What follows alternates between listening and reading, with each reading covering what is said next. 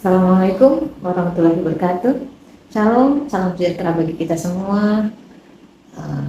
Salam sehat. Kembali lagi bertemu dengan saya Ana Nugraha ini, pengampu mata pelajaran PPKN di semester 1 Magelang. Saya akan berbagi tentang materi tentang iptek, perkembangan iptek yang berpengaruh dalam negara kesatuan Republik Indonesia. Ini masuk bab 3 di semester 2. Kita tahu iptek adalah ilmu pengetahuan dan teknologi, di mana pengetahuan itu selalu harus mendukung dan selalu memang beriringan dengan berkembangnya teknologi. Sehingga dua hal ini, antara ilmu pengetahuan dan teknologi, beriring untuk membangun sebuah kemajuan yang disebut dengan globalisasi. Era globalisasi ini memang yang tidak bisa, akhirnya tidak bisa kita hindari.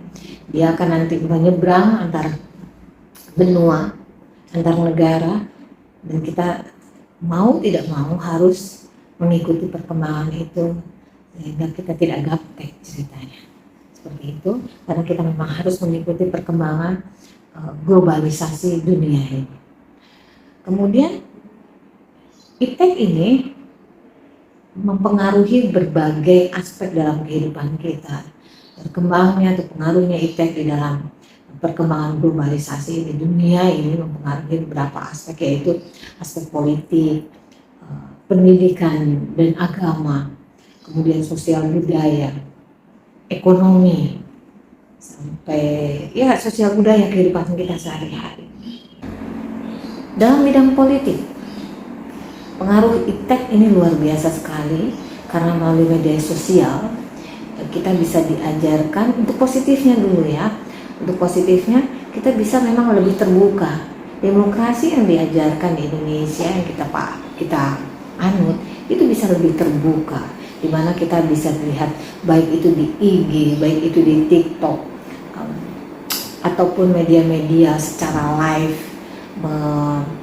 menyiarkan rapat-rapat di gedung DPR. Kemudian ada transparansi pelaporan keuangan di beberapa sekolah ataupun pemerintah, dan ini begitu luar biasa sekali, masyarakat bisa langsung mengetahui. Kemudian juga ada keterbukaan di mana masyarakat bisa melihat dan berpendapat apapun yang ada di dalam hati dan pikirannya tentang kehidupan politik, sehingga dan ini tidak ada peraturan atau ketakutan untuk hal-hal tertentu. Kita boleh berpendapat dengan tidak bermasalah, seperti itu. Kemudian dalam pendidikan, siswa biasanya jadi mudah belajar. Kami guru-guru juga tertolong dengan adanya GC, G-form dan sebagainya, karena mudah menilai dan memeriksa. Sampai tepat waktunya siswa pun demikian. Siswa pun bisa belajar di mana saja dengan tidak harus membawa buku berat di ranselnya. Dengan buku digital mereka bisa membuka di mana saja. Kemudian dalam bidang agama adalah sekarang kita bisa belajar tentang, misalnya untuk anak-anak muslim bisa belajar membaca suci Al-Quran dari kecil dengan alunan-alunan suaranya begitu menggugah hati, menggugah iman untuk semakin mengenal Tuhannya. Sedangkan di bidang ekonomi kita lihat penjualan online, dengan anak siswa pun bisa jualan online, foto-foto artis Korea tuh mereka jualan. Kemudian makanan, pelajaran PKWU itu bisa anak-anak berjualan untuk mencari donasi atau kegiatan-kegiatan mereka, sehingga semua itu di-share-nya diiklankannya via online. Luar biasa sekali, dan itu memudahkan untuk tidak orang harus diam di tempat ataupun berkeliling berjualan. Kita tinggal kirimkan saja dan orang tinggal langsung cek pesan dan sebagainya. investasi lebih terbuka secara dari luar, dan ekspor pun semakin bisa, ekspor dan impor Indonesia itu semakin meningkat.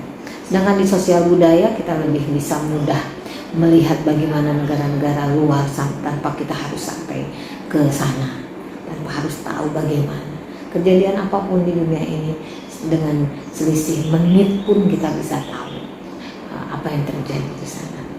Itulah akibat perkembangan iptek yang sudah mengglobal atau mendunia. Tetapi kita tidak boleh lupa bahwa hal-hal positif yang kita dapatkan karena perkembangan iptek ini ada hal-hal negatifnya, yaitu kalaupun politik itu ada radikalisme, sehingga bisa karena saking keterbukaannya itu kemudian kadang-kadang ada warga negara di negara manapun yang bisa mengkritik pemerintahnya dengan tidak ada batasan, sehingga itu sudah melanggar etika secara ketimuran ataupun kita orang Indonesia yang diajarkan, yang masih belajar tentang PPKN, moral dan agama. Kemudian juga ada manipulasi politik, penghitungan suara di pemilu, itu yang terjadi di bidang politik. Sementara kalau di pendidikan kita bisa lihat dong, anak-anak kita sekarang mudah kopas, tidak mencari juga buku-buku literasi, tetapi searching cukup dengan Google ya, sehingga membuat mentalnya menjadi lemah untuk tidak terus mencari dan berjuang untuk mencari jawaban. Seperti itu. Kopas luar biasa sekali. Nah, ini jangan lupa, ini ada bidang negatif. Kemudian di bidang agama, kadang-kadang dengan HP itu anak-anak bisa lupa ibadah, termasuk kita juga. Waktunya sholat malah masih main HP. Sedangkan di bidang ekonomi, dengan melihat barang-barang yang ditayangkan di medsos itu akan menggoda iman kita, apalagi para ibu-ibu rumah tangga yang mau mudah belanja. Hobi dengan hedonnya itu menjadi meningkat. Sementara sosial budaya sekarang saking kita mudah menyerap budaya-budaya luar, pada akhirnya kita krisis budaya itu kita sendiri. Nah, saat ini mungkin kita lihat dengan gaya-gaya anak-anak sekarang, gaya Korea.